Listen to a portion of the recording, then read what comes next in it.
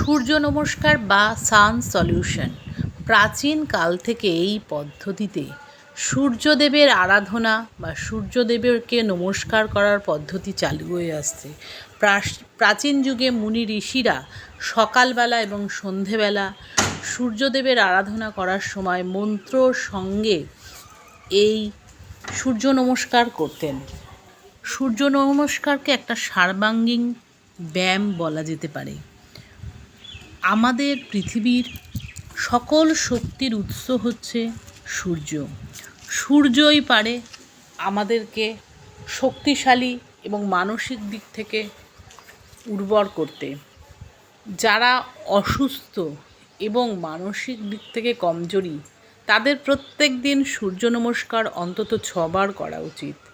সূর্য নমস্কারে আসনের সঙ্গে সঙ্গে প্রাণায়াম, প্রত্যাহার, ধ্যান ধারণা সবই হয়ে থাকে। সূর্য পূর্ব দিকে ওঠে।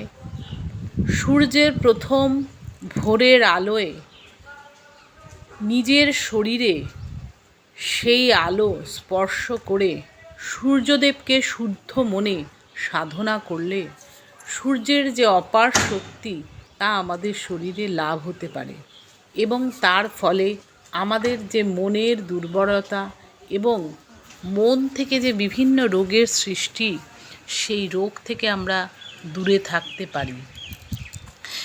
পৃথিবীতে প্রত্যেকটা প্রাণীরই সূর্যের শক্তির প্রয়োজন হয়, সূর্যের আলোর প্রয়োজন হয়। তাই সূর্যকে আরাধনা করা প্রত্যেকটা প্রাণীরই উচিত। সূর্য নমস্কার সারা পৃথিবীতে এখন সাড়া ফেলেছে এবং এই এক্সারসাইজটি সর্বাঙ্গীনভাবে একটি ব্যায়াম হিসেবে স্বীকৃতি লাভ করেছে।